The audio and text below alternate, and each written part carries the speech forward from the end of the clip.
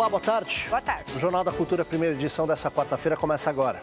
Retomado o julgamento da chapa Dilma Temer, em Brasília, suspense dificulta o andamento dos trabalhos no Congresso. Uma estudante do ensino médio cria um monitor cardíaco com aplicativo de celular para ajudar a prevenir acidentes com sonâmbulos. O governo tem vitória parcial no Senado, apesar das tensões em Brasília. Reforma trabalhista passou pela primeira das 3 comissões que enfrenta antes de ir a plenário. Conversamos com a brasileira que denunciou uma tentativa de estupro na Tailândia. Em 2 semanas, ela teve a resposta da justiça e o acusado aguarda julgamento. E no Brasil, como é a resposta do judiciário às vítimas? Pela primeira vez em 5 meses, os depósitos na poupança em maio superaram os saques. O resultado do mês foi positivo em quase 300 milhões de reais. Os britânicos se preparam para as eleições gerais marcadas para amanhã. O Reino Unido elege quem vai comandar a saída do bloco europeu num clima de tensão depois de 3 ataques terroristas. Alunos do ensino médio de uma escola pública de São Paulo aprendem a fazer ciência na prática. Um dos projetos de iniciação científica já saiu do papel e pretende ajudar pessoas sonâmbulas a viverem com mais segurança. A neurologia é a vocação de Natália. Prova disso é que antes mesmo de entrar na faculdade de medicina, ela criou na escola um projeto para ajudar sonâmbulos. O sonambulismo ele acontece na fase não REM, que é a fase onde os batimentos cardíacos estão diminuídos. Então, se eu pudesse monitorar os batimentos cardíacos do sonâmbulo, eu poderia identificar se ele estava dormindo ou se ele iniciou o estado de distúrbio, que o estado de distúrbio do sonambulismo é equivalente aos batimentos cardíacos de uma pessoa acordada. Depois de muita pesquisa em artigos científicos, ela chegou a esse protótipo. Por meio de um sensor que monitora os batimentos, um programa identifica alterações e envia alertas. A ideia é enviar os alertas para o smartphone de algum familiar. Assim, é possível acompanhar a movimentação e evitar o maior risco que um sonâmbulo corre, que é o de se machucar. O sonambulismo é um transtorno do sono em que o portador tem atividade motora enquanto está dormindo.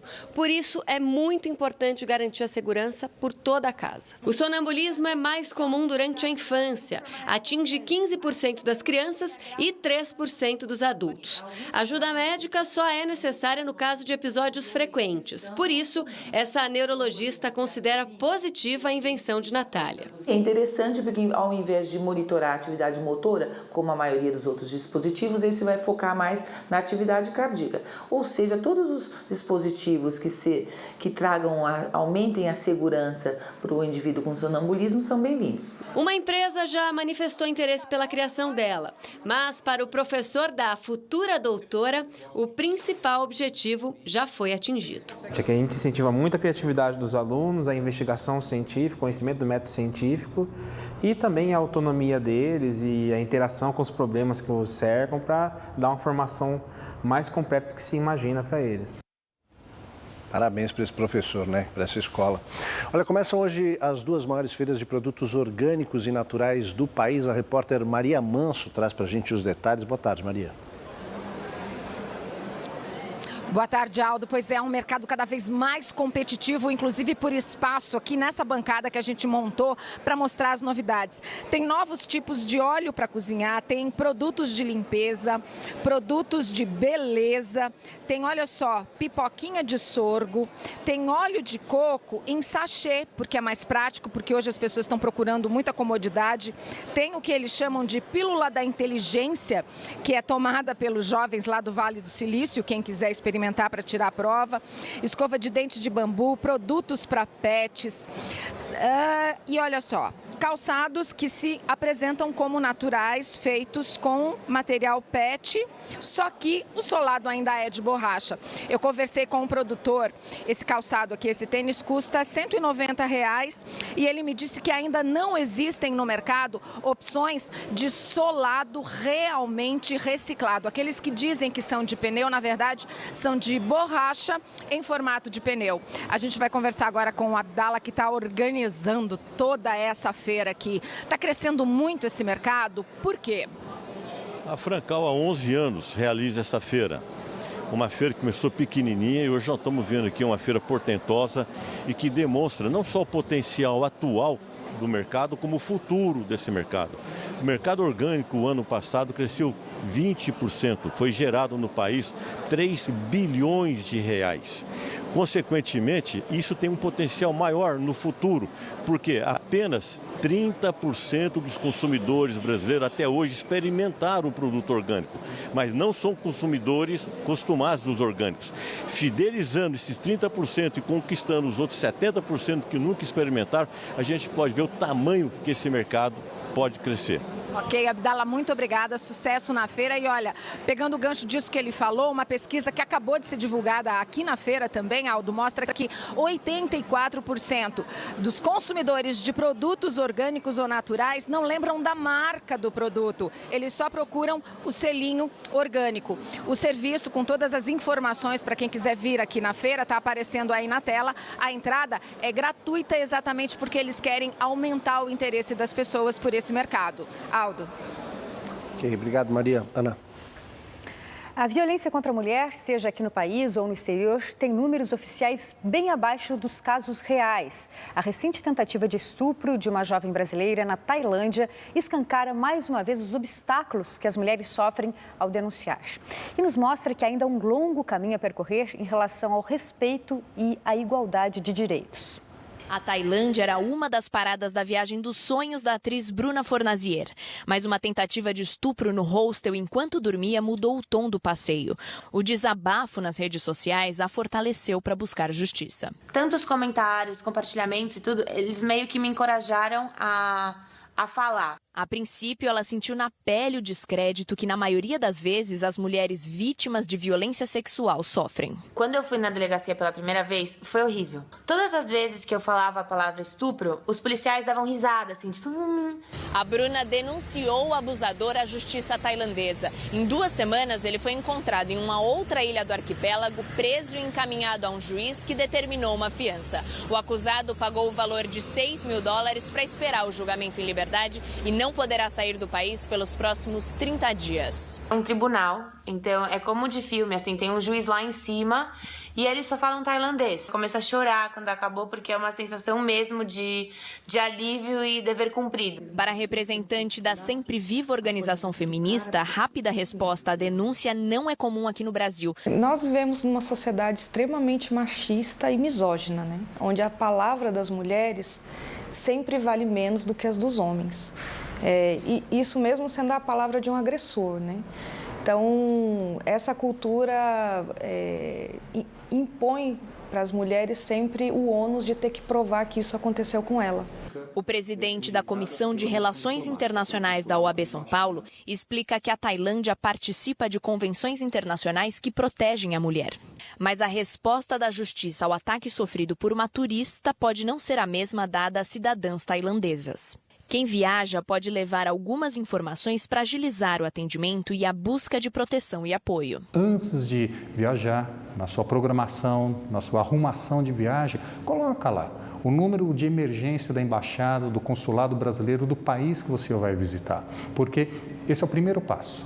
Teve um problema, o primeiro passo, o primeiro contato é com a missão diplomática, com o consulado, a embaixada. O estupro é o crime mais subnotificado do mundo. Só no Brasil, uma mulher é estuprada a cada 11 minutos, segundo o Fórum Brasileiro de Segurança Pública. Estima-se que somente 10% delas prestem queixa na polícia.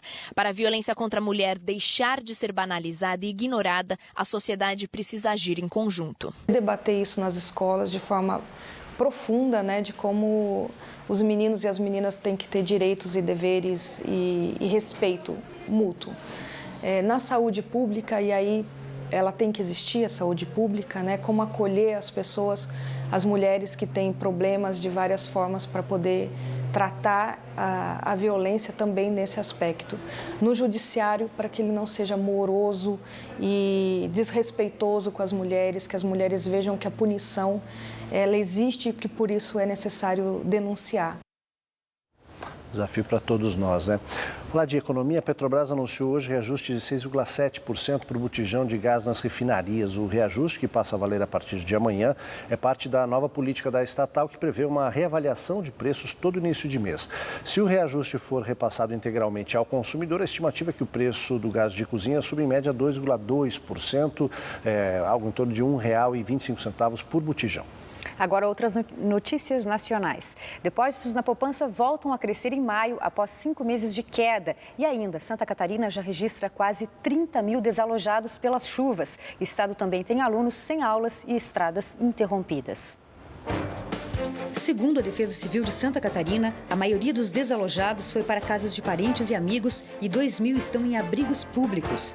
O número de municípios prejudicados pelas inundações no estado subiu para 90 e quase 100 mil alunos estão sem aulas. As chuvas também provocaram interdições em 2 rodovias federais e pelo menos 2 estaduais. O governo de São Paulo pediu reforço de vacinas ao Ministério da Saúde para estender a campanha de vacinação contra a gripe para toda a população. Segundo a Secretaria Estadual de Saúde, são necessárias mais 31 milhões de doses para iniciar a campanha. Até o momento, cerca de 9 milhões e meio de pessoas do grupo prioritário foram vacinadas em São Paulo. Outras 600 mil pessoas desse grupo ainda não compareceram aos postos de vacinação. O estado ainda dispõe de um estoque de 3 milhões e 600 mil doses. Pela primeira vez em 5 meses, os depósitos na poupança em maio superaram os saques. O resultado do mês foi positivo em quase 300 milhões de reais. Mas no acumulado do ano, as retiradas ainda superam os depósitos em 18 bilhões de reais. Nos últimos 29 meses, a caderneta de poupança só registrou saldo positivo em 4 meses. A seguir, os desdobramentos do julgamento da chapa Dilma Temer no Tribunal Superior Eleitoral. E mais, os britânicos se preparam para as eleições gerais marcadas para amanhã, num clima de tensão depois de 3 ataques terroristas. É a seguir.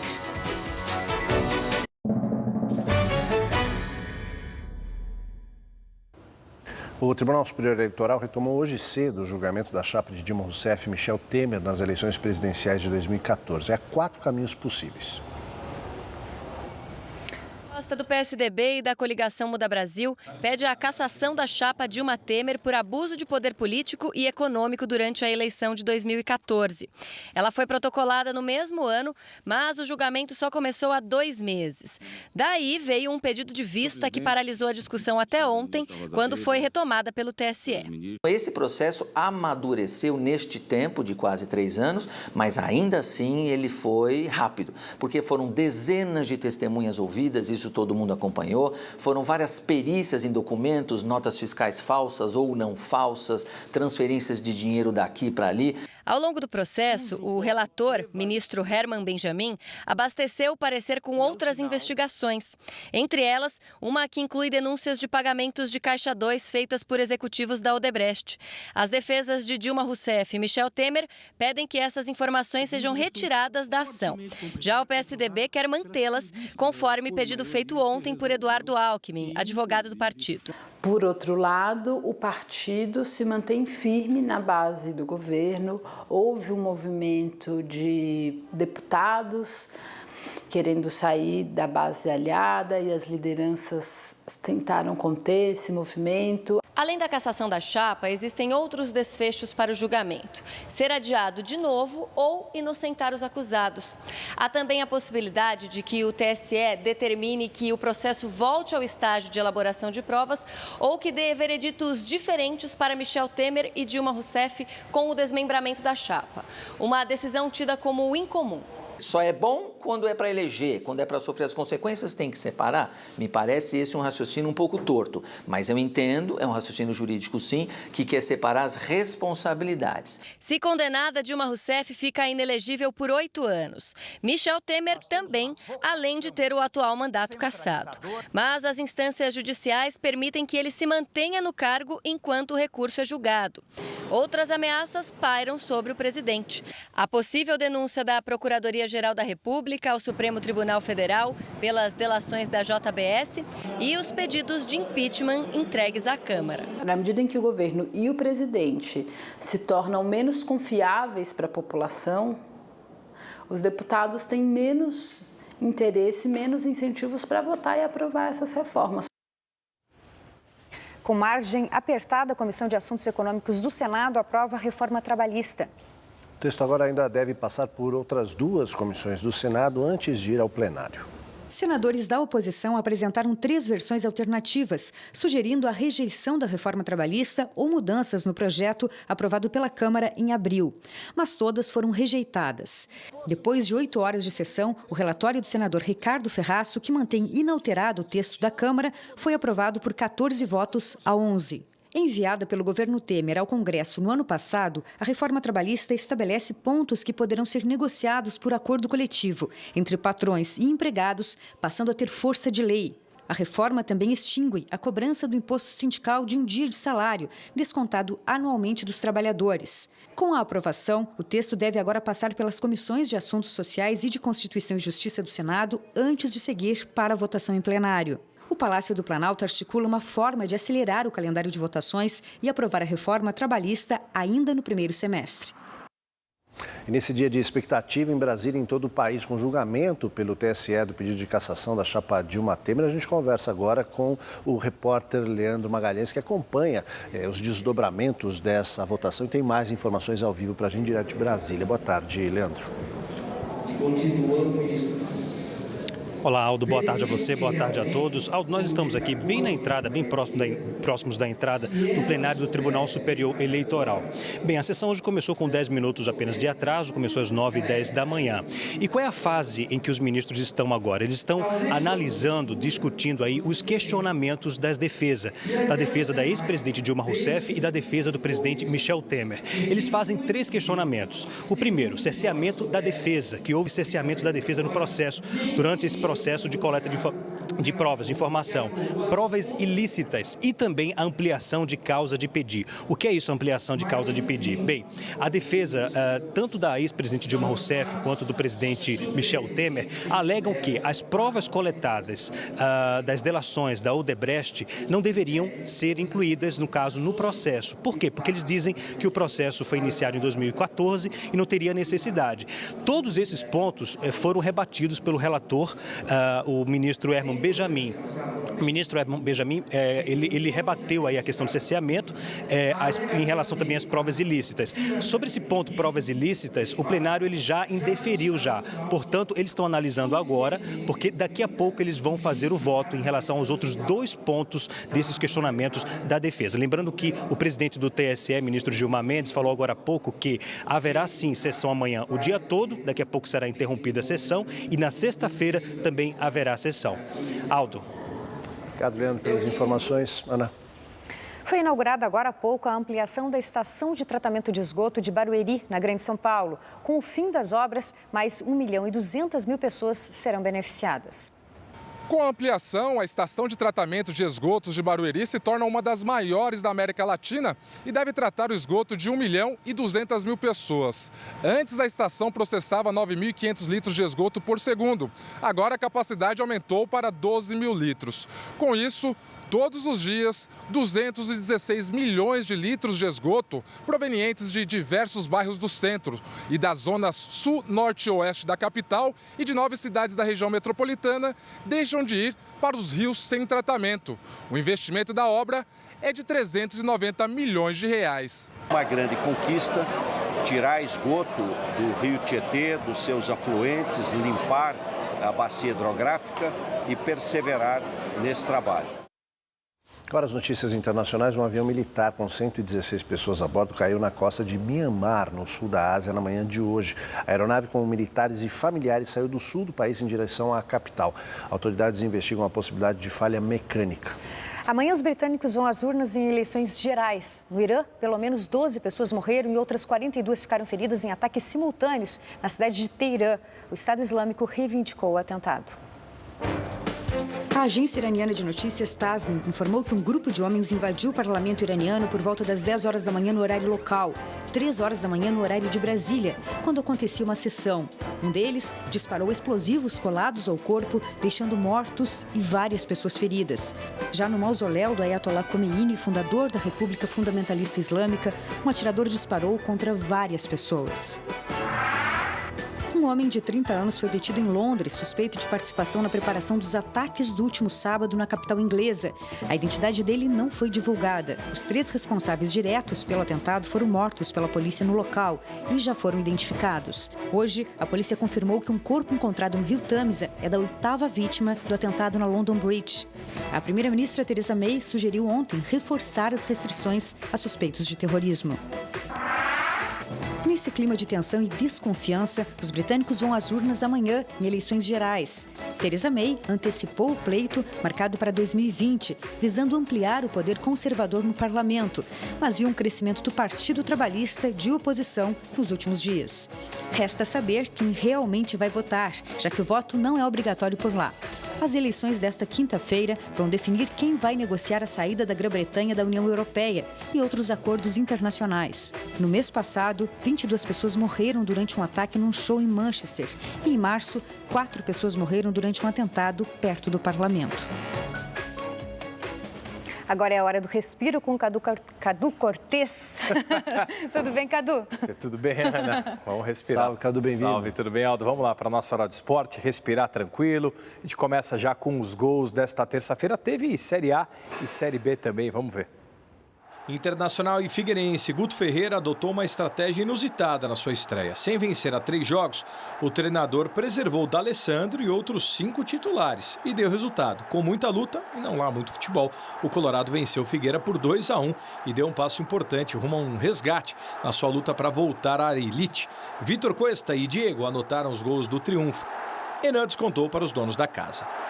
A partida entre Fluminense e Atlético Paranaense terminou aos 55 minutos do segundo tempo. Isso porque, quando Scarpa cruzou uma bola, Paulo André desviou e Renato arriscou uma bicicleta. Só que o chute acertou o rosto de Wanderson. O zagueiro ficou desacordado e teve que ser levado para o hospital para realizar exames. Segundo informações do Furacão, ele já está bem. E os gols saíram no primeiro tempo. Pablo abriu o placar ao concluir passe de Jonathan. E Reginaldo empatou depois de cruzamento de Gustavo Scarpa.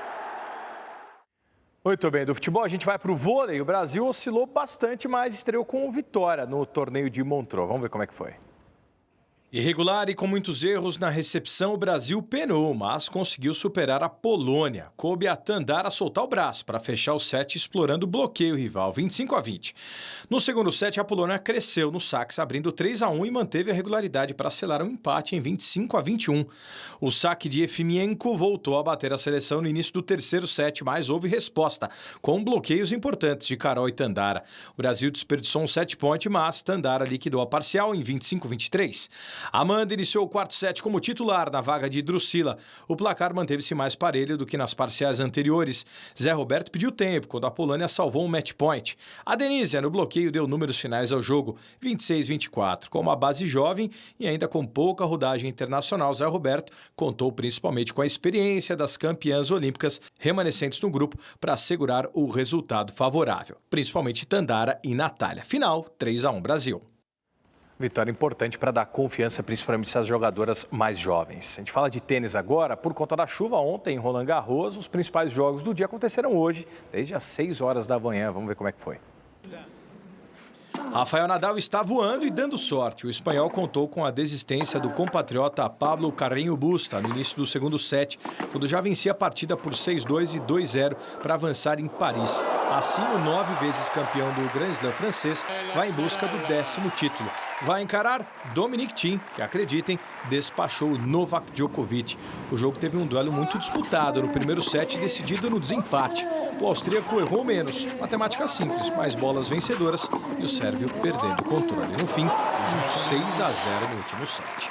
E o último brasileiro nas duplas se despediu hoje de manhã. Rogério Dutra Silva, ao lado do italiano Paulo Lorenzi, perderam para o espanhol Fernando Verdasco e o sérvio Nenad Zimonjic. A tensão predominou no início da partida, com chances para os dois lados, mas os adversários mostraram experiência e administraram o jogo.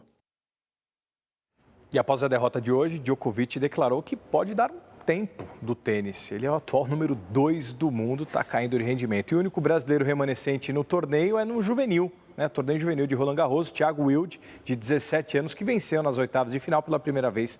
Ele está nas quartas de final do torneio parisiense. É isso aí, gente. Valeu, Cadu. Até amanhã. Vamos lá, até amanhã. Tchau, tchau. Tchau. Jornal Cultura fica por aqui na primeira edição. Uma ótima tarde para você. Agora você acompanha o JC Debate, que hoje fala sobre o racismo no Brasil. Uma ótima tarde, a gente se vê amanhã no mesmo horário. Até lá.